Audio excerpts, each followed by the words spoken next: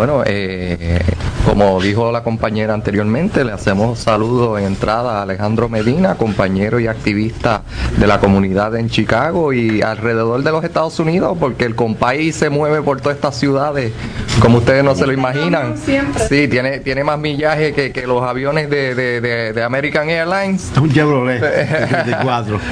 Pero nada, todo por una buena y noble causa, que es luchando por nuestros compañeros inmigrantes y luchando por el compañero Oscar López Rivera, que se encuentra en las cárceles por más de 30 años aquí en los Estados Unidos, por luchar por más o menos las mismas causas que está luchando el compañero Medina, que es la justicia social y económica para nuestros pueblos. Saludos a Alejandro, y si nos puede enviar un saludo al pueblo.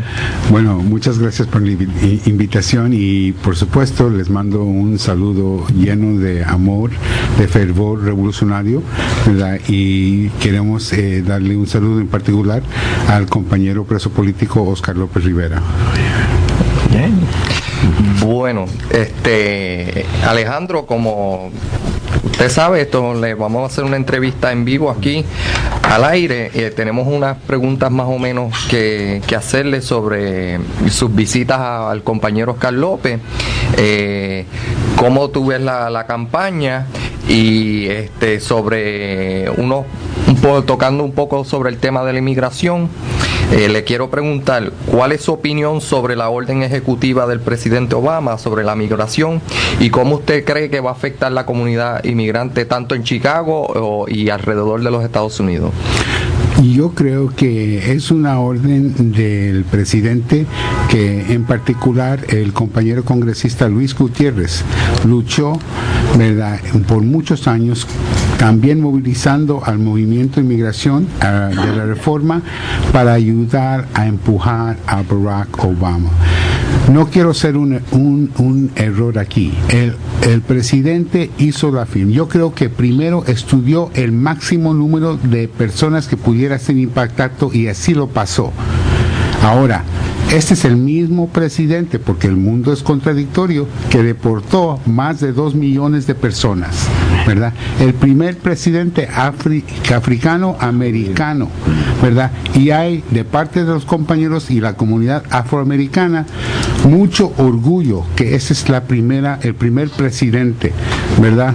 Yo creo que es nuestro deber ayudarle al presidente a implementar que todos los 5 o 6 millones de las personas que pueden ser impactadas por esta orden ejecutiva sean. Es nuestro deber registrar y matricular todas las personas que puedan ser afectadas para así asegurar que por lo menos hay 5 millones nuevos ciudadanos en este país que puedan ejercer sus derechos, que ahorita no lo pueden hacer. Muy bien.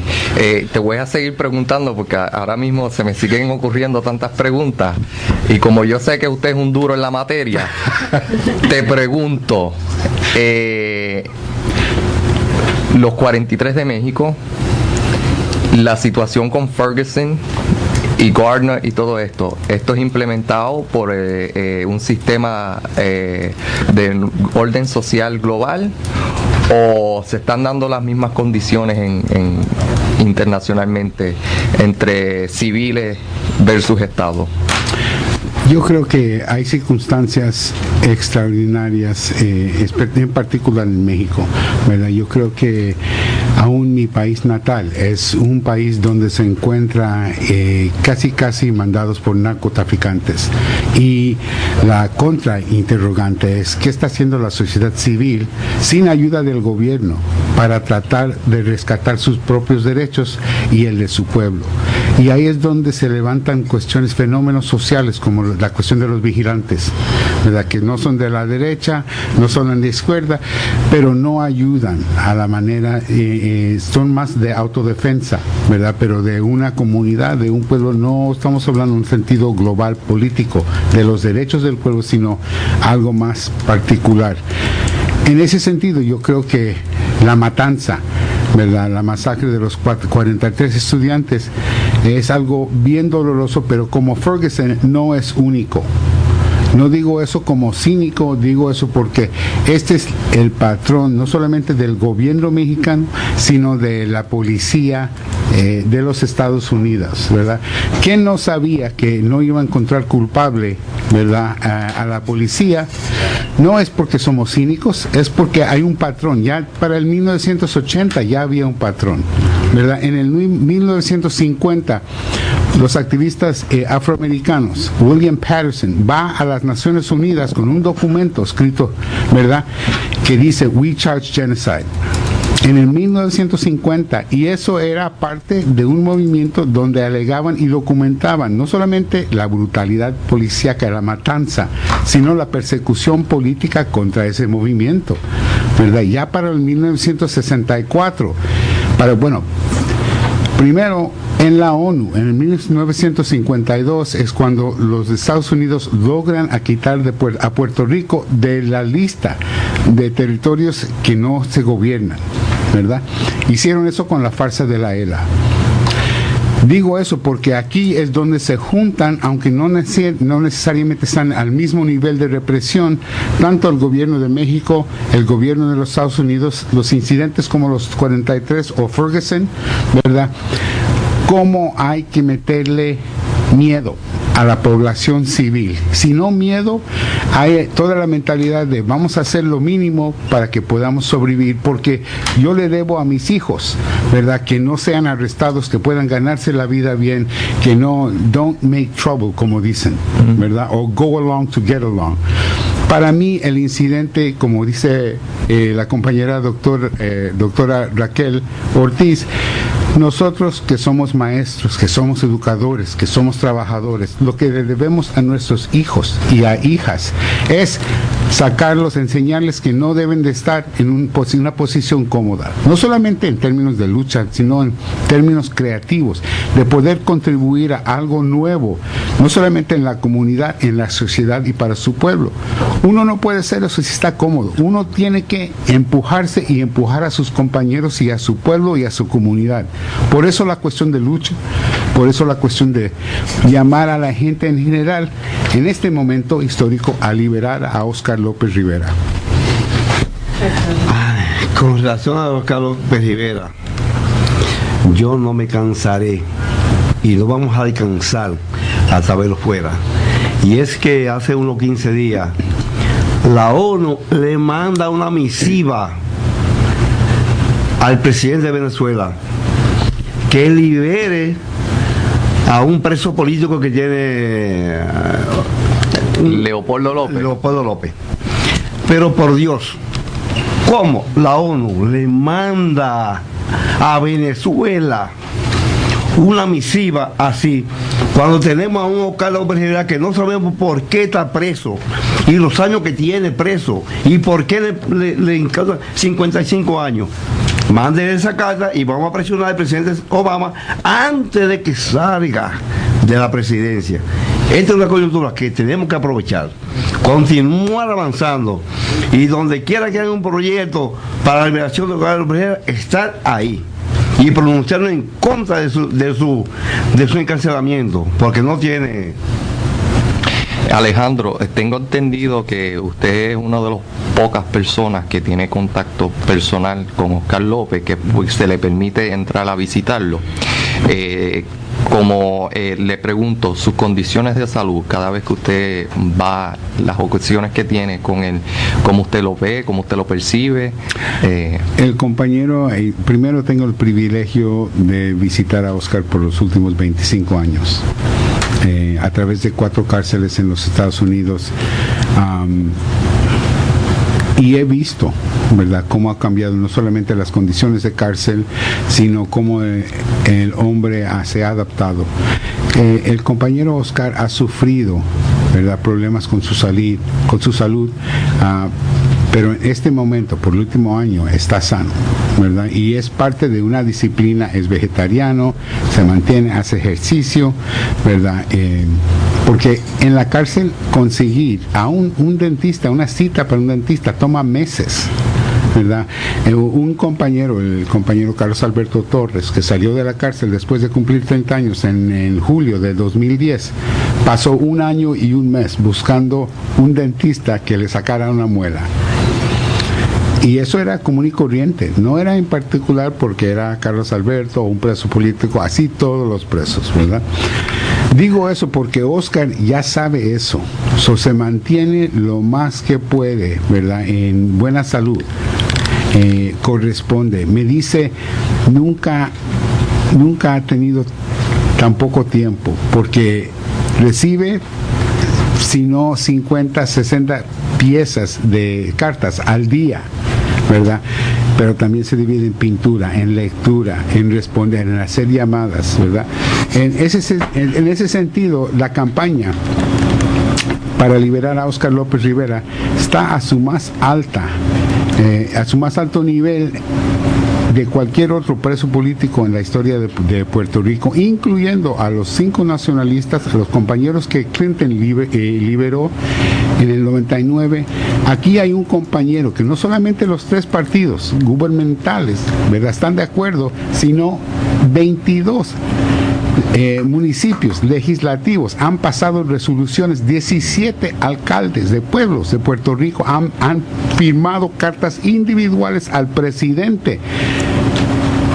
Es difícil tratar de entender o acordarnos en cualquier otra lucha de liberación, sea el de Sudáfrica, ¿verdad?, sea donde un pueblo y la sociedad civil ha apoyado, ¿verdad?, un compañero que alegan que es un terrorista, ¿verdad? Pero a la misma vez, si apuntamos a los cargos criminales por cual está sirviendo tiempo, no hay ningún acto de violencia o que causó derrame de sangre.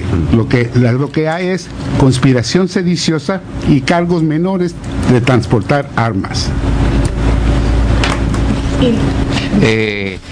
Si nos puedes hablar un poco sobre la visita del sábado. No, del gobernador. Del gobernador, que tú... Sí, seguro.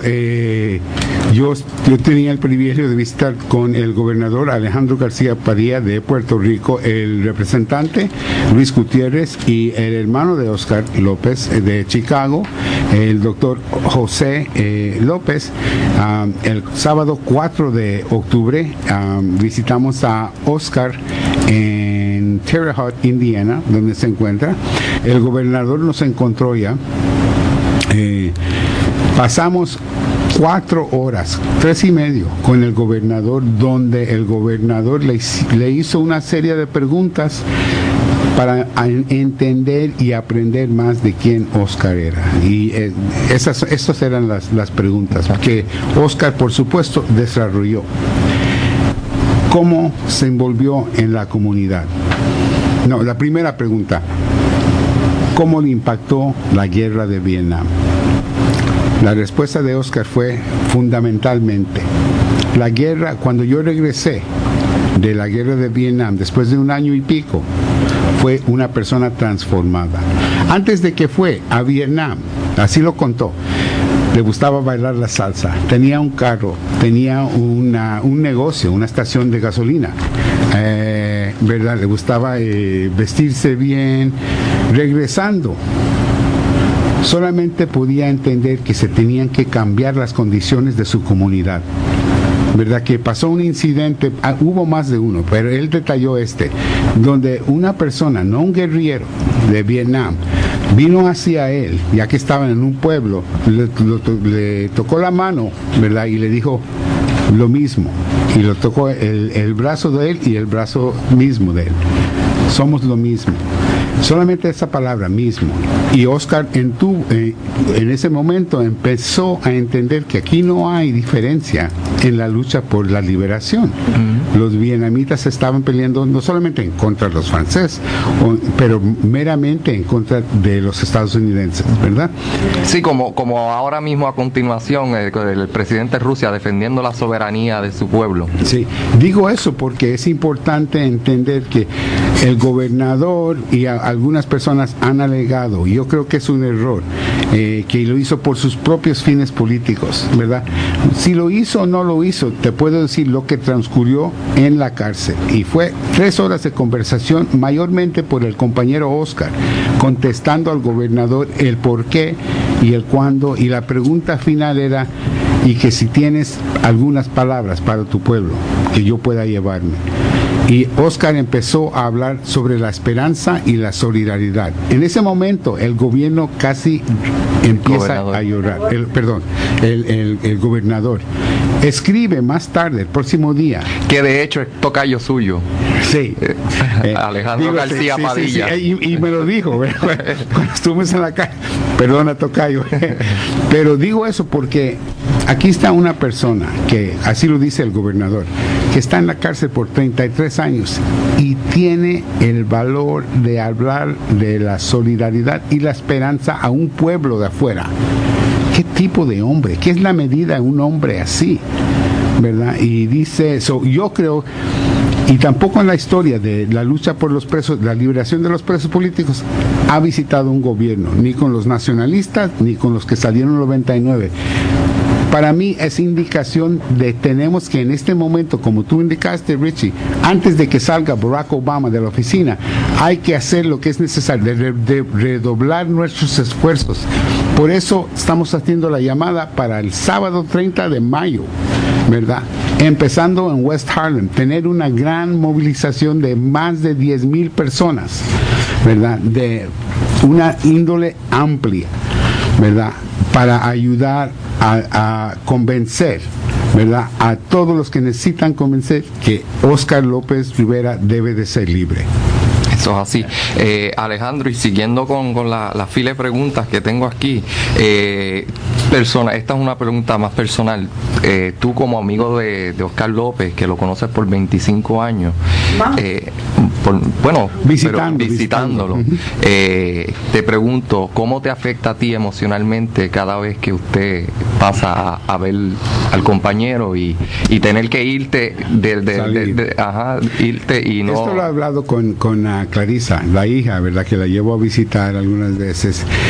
Aunque vaya solo, no importa con quién voy, es importante entender, uno va con las mejores intenciones, ¿verdad?, contra el compañero debe de estar un poco deprimido, 33 años en la cárcel, pero sin excepción uno sale más optimista porque él se quiere ver cómo está la persona, o en este caso cómo está tu familia, Alejandro, cómo está tu hijo, cómo está él, siempre optimista y viendo lo mejor, ¿verdad? Sin tener un ojo ciego a lo que está pasando, que está mal afuera. Pero digo eso porque me da coraje y quiero llorar de coraje cada vez que me tengo que ir sin llevármelo a él. Eso es así. Otra pregunta que tengo, más o menos, ¿cree usted que el movimiento ahora que está sucediendo con Ferguson y todo eso, y las decisiones de no encerrar a estos policías, de la política de... A principio era stop and frisk, ahora es stop and shoot. ¿Cree que usted esto pueda afectar de alguna forma la decisión del presidente Obama para indultar a Oscar López Rivera y a otros compañeros que también son presos políticos dentro de los Estados Unidos? Entiendo que cada caso es diferente y en ese sentido, sin hablar de las particularidades, yo entiendo que como Juan Antonio Correger, el poeta nacional de Puerto Rico, dijo en un escrito en el Nuevo Día, el pueblo de Puerto Rico tiene las ganas de ganar, ¿verdad? A mí no me gustan los metáforos de deporte, de will to win, pero aquí hay un pueblo que ha sabido derrotar al gobierno más poderoso del mundo 2 veces en los últimos 20 años. En el 1999 forzamos que dejaran libre a los presos, y en el 2003 que la Marina se saliera de Vieques. Y aquí estamos hablando de un pueblo de 1,011 millas por 35 millas o 33 millas, una población de 8.5 millones, ¿verdad? Pero tienen ese coraje y ese valor y ese sentido de organización donde no están de acuerdo en casi nada, ¿verdad? El pueblo, la sociedad está muy dividida, pero de acuerdo con los presos, y en este caso a Oscar, todos están de acuerdo. Aquí hay casi unanimidad de todo, y no estamos hablando solamente de los partidos, ¿verdad? Todos han dicho, mira, hay que salir. Tenemos, como dije, no solamente los alcaldes y los pueblos, tenemos 5 premiados Nobel que han salido. Tenemos 7 presidentes de Latinoamérica, ¿verdad? Acaba de salir no solamente Venezuela, le acabo de mandar una carta de Mojica, el presidente de Uruguay, donde dice a presidente Obama, pero también a su propio pueblo, una carta abierta que se publica en el periódico, ¿por qué van a tomar los presos de Guantánamo? Y en ese momento que el país, Uruguay, es parte de ese proceso, vanguardia de la paz en el mundo, ¿verdad? Y parte de ese proceso quiere decir, exija que los Estados Unidos levante el bloqueo en contra de Cuba, que libere a los 5 cubanos y a Óscar López Rivera. Bueno, pues ahí lo tienen para el público radio oyente. Mira, tenemos antes que se me vaya Alejandro, la compañera María Luisa sabe que ella tiene un problema con su voz, tampoco ronca. Ella quiere que yo te haga esta pregunta, que es, usted como mexicano, ¿no? ¿Cuál usted cree debería ser la salida de la situación de México? Sí, sabemos que el pueblo puertorriqueño tiene muchas ganas de ganar y de descolonizar a Puerto Rico. Tú como mexicano, ¿cuál tú ves el futuro de México? ¿Cómo tú ves esa salida? Muy buena pregunta. Lo he pensado bastante, ¿verdad? Y me preocupa, pero yo creo que la esperanza que hay que buscarla en la unificación de las dos fuerzas, los mexicanos de los Estados Unidos y los mexicanos de México, para ambos juntos conseguir a través de la discusión, a través de la lucha, una serie de respuestas a tan violenta sociedad y gobierno, ¿verdad?, que se está tratando de imponer a su ciudadanía. Porque solamente por esa manera democrática de todos tener una voz en qué tipo de sociedad queremos, podemos lograr un futuro más tranquilo. Sabemos que México, a lo largo de la historia, después de la revolución de los zapatistas, ¿no?, el gobierno de Estados Unidos le presentó el programa del gobierno a seguir a México, que es el resultado que estamos recogiendo ahora, ¿no? Casi a partir de ese entonces, los gobiernos mexicanos han sido narcoestados antes o ahora. Porque para mí son narcoestados, porque la droga está ahí como base sólida, ¿no?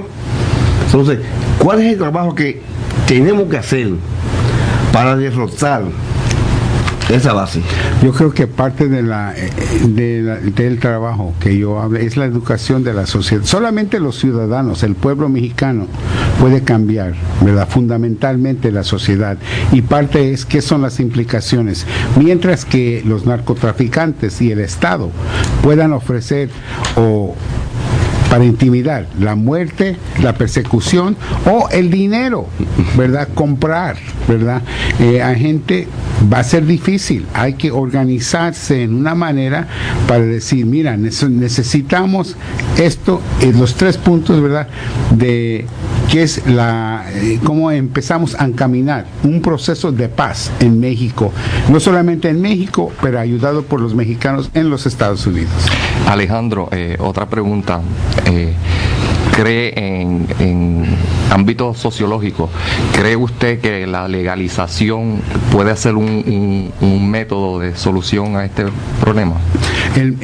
La legalización nunca se ha dicho que es un método de solución. Lo que es un reclamo que los mexicanos o los inmigrantes que se han forzado a vivir en un estatus de segunda clase como ciudadanos merecen, ¿verdad? Merecen ese sentido, el acceso a los servicios, merecen que no tengan que esconderse en miedo, que no les paguen menos, que no se hagan menos, ¿verdad? De ser resolución es solamente un paso en muchos. Y la legalización de la droga. La legalización de la droga, yo creo, como la compañera Melissa Mark Viverito, the speaker del concilio de la ciudad, que se debe de ser legal, porque parte es cómo vamos a empezar a interrumpir el narcotraficante, ¿verdad?, de marihuana. Bueno.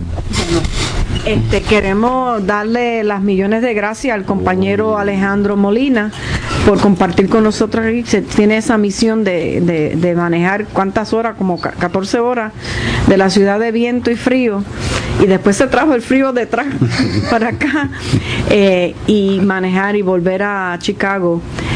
Tengo entendido que para la semana, el 10 de diciembre, ustedes tienen una actividad ya en Chicago.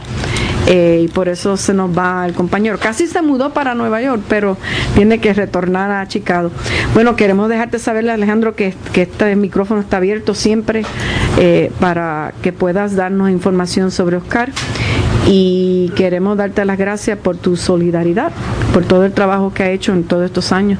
Pero quería recalcar que Alejandro conoce a Oscar desde la edad de 16 años. Porque ha estado en la comunidad de Chicago y ha estado envuelto en toda déjalo ahí, porque entonces vas a hacer, tú sabes, vas a develar a Alejandro y él todavía está en sus años de mozo, así que tranquila. Pues queremos dar las gracias a Alejandro por todo y si tienes el último mensaje que le puedes dar a nuestro pueblo aquí de la diáspora en el Bronx. Solamente en toda seriedad, nunca he visto lo que estoy haciendo como algo, un obstáculo o un sacrificio. Es un deber y un privilegio.